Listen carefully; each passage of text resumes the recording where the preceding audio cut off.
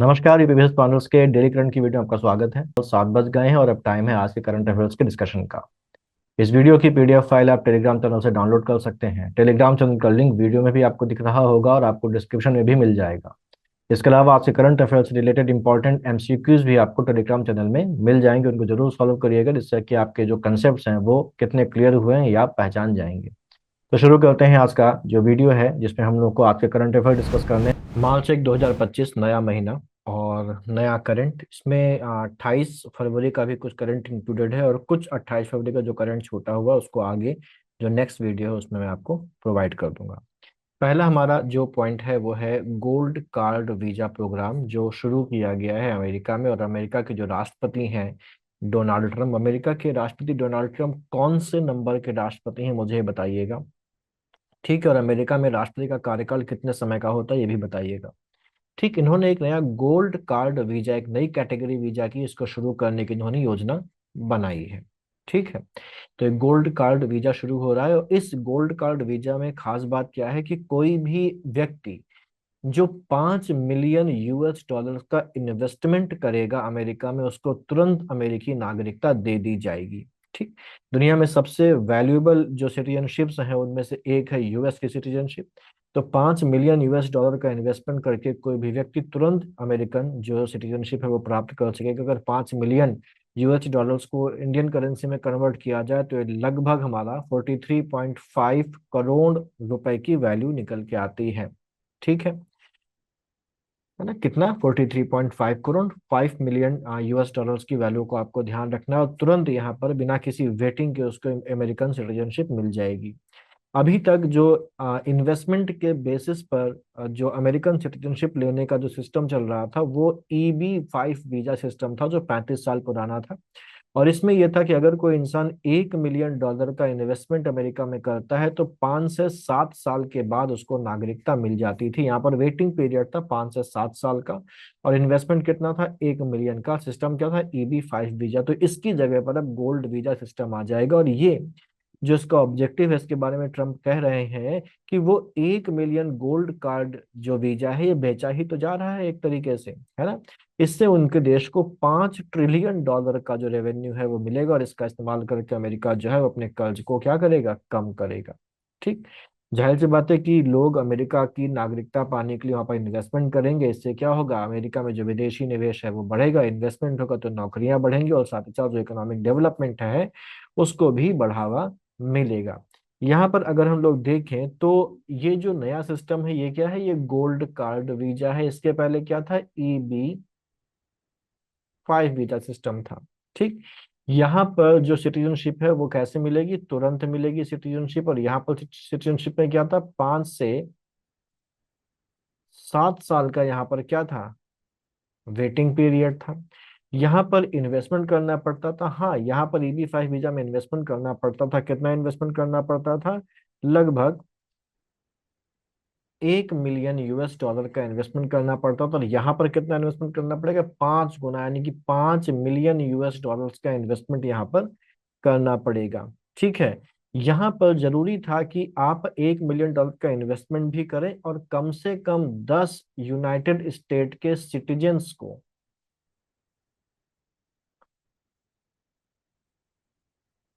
नौकरी भी दें।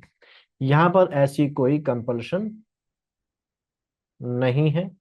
केवल अगर आप 5 मिलियन डॉलर का इन्वेस्टमेंट कर देते हैं तो आपको नागरिकता मिल जाएगी और तुरंत मिल जाएगी। तो ये पुराना EB-5 जो वीजा था और जो नया गोल्ड कार्ड वीजा है उसमें अंतर है, ठीक है। इसको ध्यान रखिएगा। लेकिन यहाँ पर एक चीज ये ध्यान देखिए कि ये 5 मिलियन और इंडियन करेंसी में देखें तो 43.5 करोड़ रुपए का इन्वेस्टमेंट करने की बात यहाँ पर की जा रही है। और ये इतना बड़ा इन्वेस्टमेंट हर व्यक्ति नहीं कर सकता।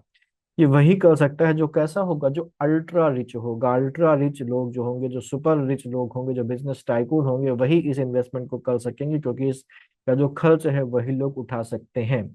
तो वो लोग जो पेशेवर हैं, ठीक है, जो इंफॉर्मेशन टेक्नोलॉजी से या किसी और तरीके के पेशेवर और अमेरिका की नागरिकता इस तरीके से प्राप्त करना चाह रहे हैं तो उनकी जो मुसीबतें हैं वो बढ़ जाएंगी, क्योंकि EB-5 की जगह पर अब ये आ जाएगा। और वैसे ही बहुत सारे जो भारतीय हैं वो भारतीय अमेरिका के वीजा के लिए भी पाइपलाइन में है, वेटिंग पीरियड में है, तो उनको भी यहाँ पर इसकी वजह से समस्या आने की उम्मीद है। खैर अभी तो इसकी घोषणा हुई है, देखते हैं आगे क्या होता है। गोल्ड कार्ड वीजा के बाद जो अगला पॉइंट हमारा है वो नेशनल क्रिटिकल मिनरल मिशन से रिलेटेड है। पिछले वीडियो हम लोगों ने देखा था कि कुछ जो माइनर मिनरल्स थे उनको रिक्लासिफाई करके मेजर मिनरल्स में डाल दिया गया है। ठीक, उनके नाम क्या थे मुझे कमेंट में बताइए कि कौन कौन से माइनर मिनरल्स को रिक्लासिफाई करके मेजर मिनरल की कैटेगरी में डाल दिया गया है। और वहां पर मैंने कहा था कि नेशनल क्रिटिकल मिनरल मिशन को मंजूरी मिलने के बाद ऐसा ये काम किया गया है, और मैंने कहा था कि अगले वीडियो में हम लोग नेशनल क्रिटिकल मिनरल मिशन के बारे में बात करेंगे। तो जो नेशनल क्रिटिकल मिनरल मिशन है इसकी जो घोषणा की गई थी, नेशनल क्रिटिकल मिनरल मिशन की जो घोषणा की गई थी, ये घोषणा की गई थी 23 जुलाई 2024 को।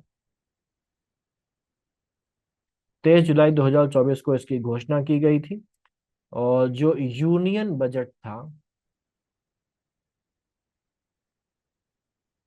2024-25 का, उसमें इसकी घोषणा वित्त मंत्री के द्वारा की गई थी। और अब इसको क्या दे दी गई है, अब इसको मंजूरी दे दी गई है।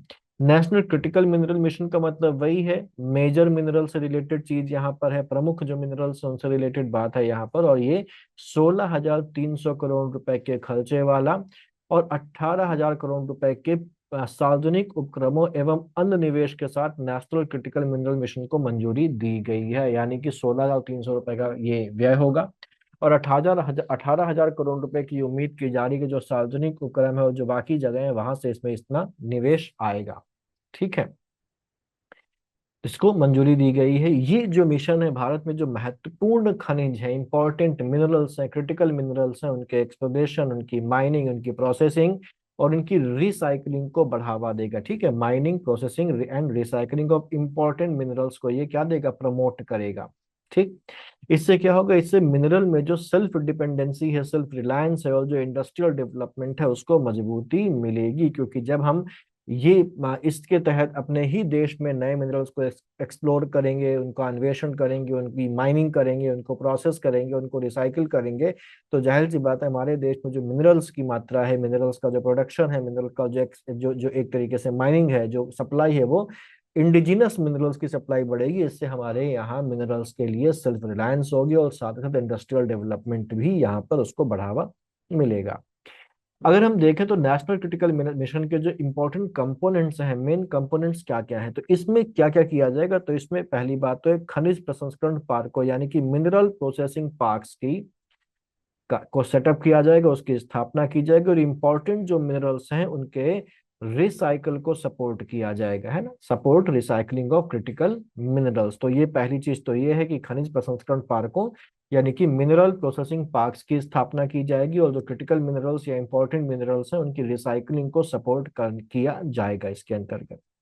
दूसरी चीज, जो इंपॉर्टेंट या क्रिटिकल मिनरल्स हैं उनसे रिलेटेड जो भी रिसर्च है और जो सेंटर ऑफ एक्सीलेंसेज हैं उनकी भी स्थापना यहाँ पर की जाएगी, है ना। तो इसमें क्या प्रपोजल है, setup research and centres of excellence related to important minerals. ठीक, यहाँ पर कोऑर्डिनेशन किया जाएगा with various ministries, public sector undertakings, private companies, research institutes adopting a whole of government approach. यानी कि संपूर्ण सरकार दृष्टिकोण अपनाते हुए विभिन्न मंत्रालयों, सार्वजनिक उपक्रमों, निजी कंपनी और अनुसंधान संस्थानों के साथ यहाँ पर समन्वय यानी कि कोऑर्डिनेशन स्टैब्लिश किया जाएगा। इससे सभी जो चीजें हैं मिलकर सब जो भी अंग हैं, वो चाहे प्राइवेट सेक्टर के हों, वो चाहे पब्लिक सेक्टर के हों, ठीक, वो चाहे रिसर्च इंस्टीट्यूट हो, सभी मिल के इस नेशनल क्रिटिकल मिशन के ऑब्जेक्टिव को पूरा करने की कोशिश करें। ऑब्जेक्टिव्स क्या है नेशनल क्रिटिकल मिशन के, तो ऑब्जेक्टिव ये है कि देश के भीतर और अपतटीय क्षेत्रों में, ऑफशोर एरियाज में दो चीजें होती हैं, एक होता है ऑन शोर और एक होता है ऑफ शोर। इन चीजों को हम लोग ऑलरेडी डिस्कस कर चुके हैं कि ऑन शोर क्या होता है और ऑफ शोर क्या आता है। तो ऑन शोर ऑफ शोर का जो मतलब है वो आप मुझे कमेंट में बताइए। ये आपका अगला सवाल है कि ऑन शोर और ऑफ शोर बड़ा घटिया और सिंपल सा है, तो इसको मुझे कमेंट में लिख के बताइए, मुझे नहीं पता। ठीक, तो देश के भीतर और अपतटीय क्षेत्रों में जो क्रिटिकल मिनरल्स हैं उनके एक्सप्लोरेशन को, उनके अन्वेषण को यहाँ पर गति प्रदान करना, उसमें स्पीड अप करना, उसको बढ़ावा देना कि तेजी आए इस एक्सप्लोरेशन में, यानी कि accelerate exploration of critical minerals with in the country and in offshore areas. साथ ही साथ जो माइनिंग जो प्रोजेक्ट्स हैं उनके लिए एक फास्ट ट्रैक प्रोसेस, जो जो उनको अप्रूवल है, रेगुलेटरी अप्रूवल प्रोसेस को तैयार करना, कि जो खनन परियोजनाएं हैं उन खनन परियोजनाओं को के लिए जो भी प्रस्ताव आ रहा है कि भाई कोई बॉडी, वो पब्लिक सेक्टर की बॉडी भी हो सकती है, वो प्राइवेट सेक्टर की बॉडी भी हो सकती है, कोई भी हो सकता है, अगर वो कहीं पर कोई माइनिंग प्रोजेक्ट लाना चाहता है तो जनरली क्या होता है कि माइनिंग प्रोजेक्ट के लिए जो उसको अप्रूवल मिलना होता है उसमें एक लंबा समय लग जाता है, जिससे क्या है, जिससे जो जो जो मिनरल एक्सप्लोरेशन है, मिनरल्स की माइनिंग है, उसमें देरी होती है। तो ये कहा जा रहा है कि इस मिशन का ऑब्जेक्टिव ये भी है कि जो माइनिंग प्रोजेक्ट्स हैं उनके लिए एक ऐसा सिस्टम तैयार किया जाए, एक ऐसा प्रक्रिया तैयार की जाए कि अगर कोई व्यक्ति इनसे संबंधित कोई अप्रूवल लेने आता है, स्वीकृति लेने आता है, ठीक, तो उसको एक फास्ट ट्रैक तरीके से वो एक रेगुलेटरी जो अप्रूवल है वो दिया जा सके, जिससे कि इस काम में क्या हो, एक्सेलरेशन आए, तेजी आए। साथ ही साथ महत्वपूर्ण खनिजों के अन्वेषण हेतु वित्तीय प्रोत्साहन प्रदान करना, है ना, providing financial incentives for exploration of critical minerals. ठीक, सरकार के द्वारा इनको वित्तीय जो सहायता है, वित्तीय प्रोत्साहन है, वो भी प्रदान किया जाएगा। ठीक, ओवरबर्डन और टेलिंग से खनिजों की पुनर्प्राप्ति को बढ़ावा देना। ठीक, भारतीय सार्वजनिक उपक्रमों एवं निजी कंपनियों को विदेशों में महत्वपूर्ण खनिजों की परिसंपत्तियां हासिल करने के लिए प्रोत्साहित करना, यानी कि जो भारतीय पब्लिक सेक्टर इंटरप्राइजेज हैं और जो प्राइवेट कंपनीज हैं, वो दुनिया के अलग अलग देशों में कई सारी ऐसी जगहों को पट्टे पर ले लेते हैं और वहां पर एक्सप्लोरेशन करते हैं जहां पर किसी पर्टिकुलर खनिज के मिलने की संभावना होती है। हम लोगों ने पिछले वीडियोस में देखा भी है कि कहाँ कहाँ पर भारत की अलग अलग कंपनियां किस तरीके से ये काम कर रही हैं। वो जैसी विदेश निगम जो लिमिटेड है वो कई सारे अलग अलग अफ्रीकी कंट्रीज में पेट्रोलियम एक्सप्लोरेशन में लगी हुई है ना। तो ये क्या है, तो अब उनको क्या किया जाएगा, अब उनको प्रमोट किया जाएगा, उनको प्रोत्साहित किया जाएगा, उनको इंसेंटिवाइज किया जाएगा। ठीक है, कि वो दुनिया के अलग अलग देशों में खनिजों से संबंधित जो परिसंपत्तियां हैं, जो एसेट्स हैं, उनको हासिल करें और हासिल करके वहां पे मिनरल्स का एक्सप्लोरेशन करें, जिससे कि भारत में मिनरल्स की जो सप्लाई है वो सुनिश्चित हो सके और भारत इस क्षेत्र में जो है वो आगे बढ़ सके। ठीक, इसी तरीके से संसाधन संपन्न देशों के साथ व्यापारिक संबंध बनाना, यानी कि जो रिजर्व जिन देशों में है, enhancing trade relation with resource rich countries. Resource rich countries से ट्रेड रिलेशन स्टैब्लिश करने का फायदा ये होता है कि अगर हमारे पास वो रिसोर्स की कमी है तो हम उनके उनसे अच्छे संबंधों की वजह से वहां से उन रिसोर्सेज को एक एक एक कंटिन्यूअस सप्लाई जो है वो इंश्योर कर सकते हैं। ठीक, साथ ही देश में जो क्रिटिकल मिनरल्स हैं उनके भंडार के विकास को सुनिश्चित करना, to ensure the development of reserves of important minerals in the country. ठीक है, तो यहाँ पर अगर हम लोग देखें तो इस मिशन के अंतर्गत अंतर्गत क्या है, इस मिशन के अंतर्गत मिनरल्स का एक्सप्लोरेशन, मिनरल्स की माइनिंग, बेनिफिशिएशन, प्रोसेसिंग और जो रिसाइकलिंग है, वो सारी चीजें यहाँ पर शामिल है। सरकार ने इसके लिए कुछ प्रयास किए हैं, जिनमें से जो है पॉलिसी और लीगल रिफॉर्म्स भी शामिल हैं। जैसे हम लोगों ने कल एक नाम लिया था, खनन एवं खनिज विकास एवं विनियमन अधिनियम 1957 की बात की थी, और हम लोगों ने देखा था कि इस अधिनियम के तहत जो मेजर मिनरल्स हैं उनसे रिलेटेड जो भी चीजें हैं उसका अधिकार किसके पास है, केंद्र सरकार के पास है, और माइनर मिनरल से रिलेटेड जो भी पावर्स हैं वो किसके पास है, स्टेट गवर्नमेंट के पास है, राज्य सरकार के पास है। तो नीतिगत एवं कानूनी सुधार के अंतर्गत ये जो हमारे पास mines and minerals development and regulation act 1957 का, इसमें संशोधन किया गया है। 2023 में संशोधन किया गया है इस एक्ट में, और इस संशोधन के बाद 24 स्ट्रेटेजिक जो मिनरल ब्लॉक्स हैं उनकी नीलामी करी गई है। After this amendment 24 strategic mineral blocks for auction. तो कितने का ऑक्शन किया गया ये हमारे लिए उतना इंपॉर्टेंट नहीं, हमें बस ध्यान रखना है कि इसमें संशोधन किया गया और मूल रूप से 1957 का था। साथ ही साथ एक नया कार्यक्रम शुरू किया गया 2023 में, इसका नाम क्या है, विज्ञान एवं प्रौद्योगिकी स्टार्टअप और एमएसएमई में अनुसंधान एवं नवाचार को प्रोत्साहन देना। इसको शॉर्ट में बोलता है SNT प्रिज्म। कार्यक्रम की शुरुआत 2023 में की गई है। Promotion of research and innovation in science and technology startups and MSME prism programme की शुरुआत 2023 में की गई। इस प्रोग्राम के अंतर्गत क्या किया जा रहा है? Financial assistance is being given to startups and MSME. जो स्टार्टअप्स हैं और जो एमएसएमईज हैं उनको क्या दिया जा रहा है? वित्तीय सहायता प्रदान की जा रही है। एक्सप्लोरेशन और रिसर्च के क्षेत्र में सरकार के द्वारा क्या प्रयास किए गए हैं? तो यहाँ पर जो भारतीय भूवैज्ञानिक सर्वेक्षण यानी कि जियोलॉजिकल सर्वे ऑफ इंडिया है, उसने पिछले 3 सालों में 368 यानी कि 368 एक्सप्लोरेशन प्रोजेक्ट्स चलाए हैं। कितने? 368 पिछले 3 सालों में उसने एक्सप्लोरेशन प्रोजेक्ट चलाए हैं। जो फिनेंशियल ईयर 2025-26 है उसमें 227 नई परियोजनाओं की योजना उसने बनाई है, और साथ ही साथ इंडिया और अर्जेंटीना के बीच कोऑपरेशन हुआ है। ठीक, जिसमें काबिल KABIL नाम का एक जॉइंट वेंचर शुरू किया गया है, और इसमें अर्जेंटीना के कैटामार्का प्रांत में लिथियम एक्सप्लोरेशन और माइनिंग परियोजना शुरू की गई है। तो काबिल जो है वो क्या है, इसके बारे में हम लोग ऑलरेडी पढ़ चुके हैं पिछले किसी वीडियो में, कि काबिल परियोजना जो है उसके अंदर जो अर्जेंटीना है वहाँ का कैटामार्का जो जो प्रोविंस है उसमें लिथियम का एक्सप्लोरेशन और जो माइनिंग है वो उससे रिलेटेड जो प्रोजेक्ट है वो शुरू किया गया है। तो काबिल का नाम हमको ध्यान रखना है। फिर हमारा है राज्य विश्वविद्यालयों पर नीति आयोग की रिपोर्ट। ये इंपॉर्टेंट रिपोर्ट है। इस रिपोर्ट में कई सारी बातें बताई गई हैं, कई सारे रिकमेंडेशंस भी दी गई हैं, कई सारे सुधार के उपाय भी बताए गए हैं राज्य विश्वविद्यालयों के बारे में। ठीक, तो एक बड़ी रिपोर्ट है, काफी चीजें यहाँ पर, लेकिन मैं जो ज्यादा इंपॉर्टेंट चीजें हैं, उनको मैं रेड से यहाँ पर मार्क करता हुआ चला जाऊंगा। ठीक, तो उसको आपको ज्यादा ध्यान देना है। तो पहली बात, तो इसको जारी किसने किया? तो नाम में ही लिखा है, जारी किसने किया है? नीति आयोग ने किया है। और ये क्या है? राज्य के सार्वजनिक विश्वविद्यालय यानी कि जो स्टेट के जो पब्लिक यूनिवर्सिटीज हैं उनके जो स्टैंडर्ड्स हैं उन पर उसने ये पॉलिसी रिपोर्ट जारी करी है, नीति आयोग ने, on the standards of state public universities of India. ठीक, ये उच्च शिक्षा के क्षेत्र में, हायर एजुकेशन के क्षेत्र में अपनी तरह का पहला एक डॉक्यूमेंट है जो खास तौर से राज्यों और राज्य के जो पब्लिक यूनिवर्सिटीज हैं उन पर अपना ध्यान स्टैब्लिश करता है, उन पर अपना जो फोकस है वो स्टैब्लिश करता है। ठीक, इसका टाइटल ध्यान रखना है। टाइटल इसका क्या है? Expanding quality higher education through states and state public universities, यानी कि राज्यों व राज्य सार्वजनिक विश्वविद्यालयों के माध्यम से गुणवत्तापूर्ण उच्च शिक्षा का विस्तार करना। तो इस टाइटल को आपको ध्यान रखना है, ये टाइटल हमारे लिए इम्पोर्टेंट है, इस टाइटल को बिल्कुल भी नहीं भूलना है। Expanding quality higher education through states and public universities, राज्यों व राज्य सार्वजनिक विश्वविद्यालयों के माध्यम से गुणवत्तापूर्ण शिक्षा का विस्तार करना, ये इंपॉर्टेंट है।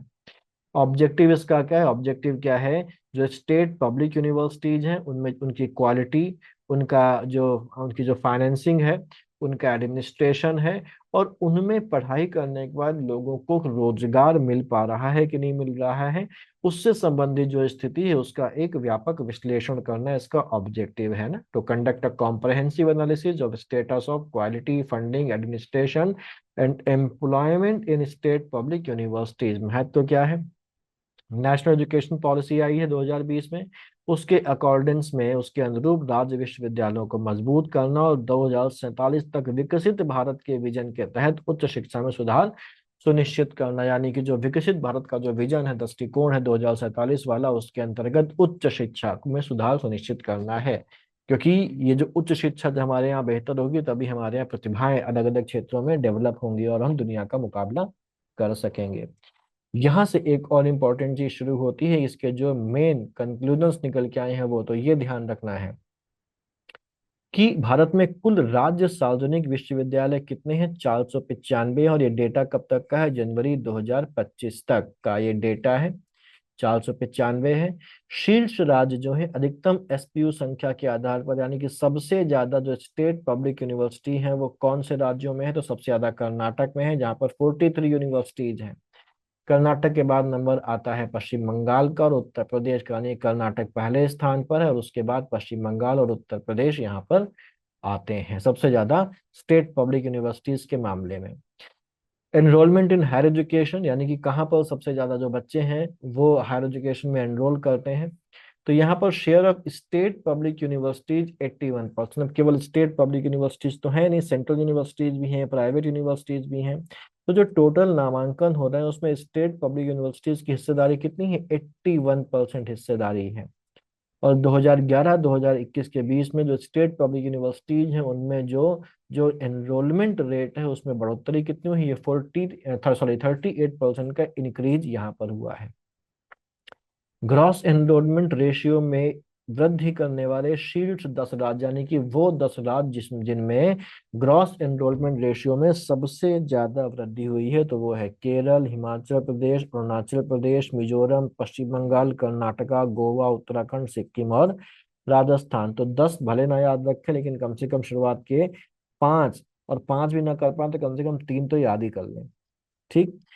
छात्र शिक्षक अनुपात में सर्वश्रेष्ठ प्रदर्शन करने वाले 5 राज्य वो हैं अरुणाचल प्रदेश, उत्तराखंड, पश्चिम बंगाल, पंजाब और तमिलनाडु। डेटा है, याद करने वाला है।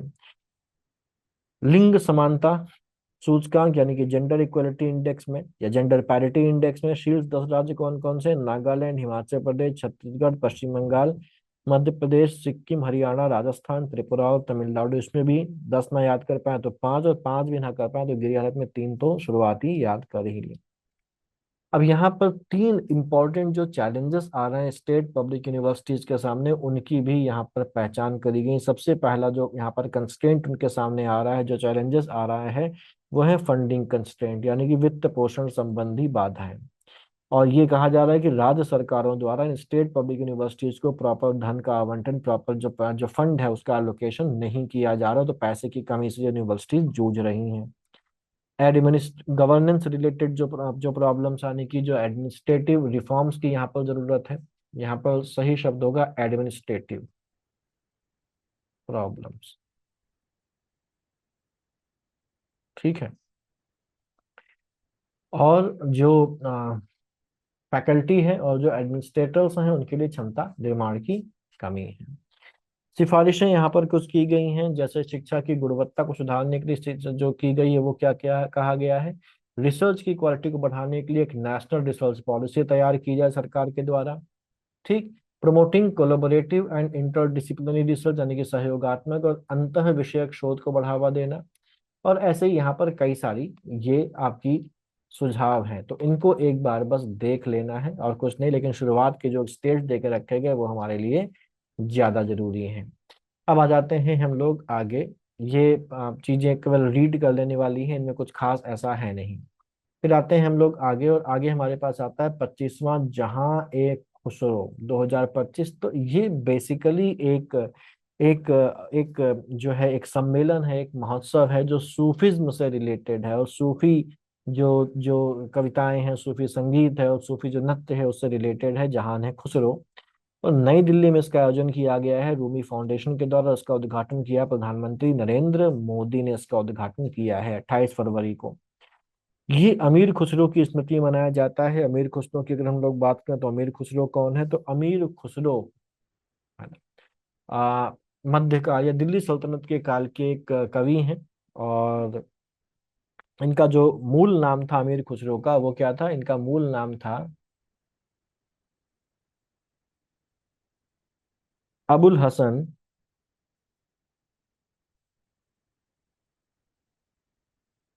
यमीन उद्दीन मोहम्मद। जन्म इनका कहाँ पर हुआ था? एटा। ठीक। पटियाली। ठीक है। और इनके गुरु मशहूर हैं। गुरु कौन है? मशहूर सूफी संत गुरु जो जो ख्वाजा निजामुद्दीन औलिया, हजरत निजामुद्दीन औलिया हैं, वो इनके गुरु थे। और ये कहा जाता है कि इन्होंने 7 सुल्तानों का शासन देखा था। वो 7 सुल्तान कौन थे मैंने बताया है, हिस्ट्री की क्लासेस में मुझे बताइएगा कि वो 7 सुल्तान कौन थे। और कई सारी जो इन्होंने रचनाएं करी हैं, और इनको तूतिए हिंद के नाम से जाना जाता था। खड़ी बोली में इन्होंने रचनाएं की हैं। ठीक। फिर आ जाता है अगला, नेवल एंटीशिप मिसाइल जो शॉर्ट रेंज की है। तो नेवल से आ गया हमारा एन, एंटीशिप से आ गया एस, ए एस, मिसाइल से आ गया एम, और शॉर्ट रेंज से SR यानी कि NASM इसका जो शॉर्ट नेम है वो है। पूरा नाम क्या है? Naval anti ship missile. Missile जो है वो शॉर्ट रेंज की। और इसका जो विकास किया है ये किया है भारतीय नौसेना ने DRDO के सहयोग से। स्वदेशी रूप से विकसित ये मिसाइल है और इसका सफल परीक्षण यहाँ पर किया गया है। इसको ऐसे बोल सकते हैं कि इसका विकास DRDO ने किया और रक्षा मंत्रालय ने इसका सफल परीक्षण किया है। कहाँ पर किया है? उड़ीसा के चांदीपुर स्थित इंटीग्रल जो परीक्षण रेंज है वहां पर, इंटीग्रेटेड जो टेस्ट रेंज है वहां पर इसको किया गया। और इसको भारतीय नौसेना के सी किंग MK-40B हेलीकॉप्टर से इसको टेस्ट किया गया है। ये जो है ये नेवी से रिलेटेड हो तो जाहिर सी बात है समुद्री युद्ध में इसका इस्तेमाल होगा और समुद्र की लहरों के ऊपर उड़ते हुए अपने लक्ष्य पर सटीक वार करने में ये सक्षम है। गति क्या है इसकी? 0.8 मैक की औसत गति, यानी कि सबसोनिक है। ध्वनि की रफ्तार से तेज अगर चलते हैं तो उसको सुपरसोनिक बोलते हैं, और ध्वनि की रफ्तार से कम चलते हैं तो उसको क्या बोलते हैं? सबसोनिक बोलते हैं। तो ये 0.8 मैक है, यानी कि ध्वनि की रफ्तार की 80% इसकी स्पीड है। और ये जो है सबसोनिक है। इसकी अधिकतम जो दूरी मार कर सकती है 55 किलोमीटर तक की दूरी तक ये मार कर सकती है, तो ये ध्यान रखना है। और ये जो मिसाइल है फायर एंड फॉरगेट और मैन इन लूप दोनों विशेषताओं से लैस है। अब यहाँ पर फायर एंड फॉरगेट और मैन इन लूप क्या होता है? फायर एंड फॉरगेट का मतलब होता है कि मिसाइल को किसी टारगेट पर लॉक कर दिया जाए और लॉक करके उसको फायर कर दिया जाए और फायर करने के बाद भूल जाए, और बिना इस लॉन्च होने के बाद बिना किसी मानवीय हस्तक्षेप के जिस भी टारगेट पर उसको लॉक किया गया उस टारगेट पर जाके ये क्या कर सकती है? हिट कर सकती है। तो इसको बोलते हैं फायर एंड फॉरगेट, कि बाद में किसी भी हस्तक्षेप की जरूरत नहीं है, किसी भी गाइडेंस की, ह्यूमन गाइडेंस की जरूरत नहीं है। एक बार लॉक कर दिया गया तो टारगेट पर जाकर टकराएगी। मैन इन लूप का मतलब क्या है? कि यहाँ पर फायर करने के बाद भी जो जो जो पर्सन है, जो लॉन्च करने वाला व्यक्ति है या जो भी ऑपरेटर है वो इसमें बदलाव कर सकता है, इसके लक्ष्य में बदलाव कर सकता है। तो मैन इन लूप में क्या होता है कि जो मिसाइल है वो जब उड़ रही है तो उड़ान के दौरान उसमें कैमरा लगा हुआ है, और उस कैमरे के द्वारा जो पिक्चर है, जो वीडियो है, जो भी जहां से भी मिसाइल गुजर रही है या जो मिसाइल दिखा रही है, वो जो ऑपरेटर है या जो लॉन्च करने वाला है वो व्यक्ति देख रहा है। ठीक है। और वो व्यक्ति जरूरत पड़ने पर इसके डायरेक्शन को चेंज कर सकता है और इसके टारगेट को भी चेंज कर सकता है। तो यहाँ पर इसको लॉन्च करने के बाद भी ह्यूमंस के द्वारा इसको गाइड किया जा सकता है, टारगेट को चेंज किया जा सकता है। किस वाली को? जिसको मैन इन लूप बोलते हैं। तो ये दोनों ही जो विशेषताएं उसको रखती है। ये फायर एंड फॉरगेट भी इसमें है, और जो मैन इन लूप वाली विशेषता है वो भी इसमें शामिल है। तो ये आज का करेंट था, इसको इतना रखते हैं और मिलते हैं अगले वीडियो में। जब तक पढ़ते रहिए, आगे बढ़ते रहिए। All the best.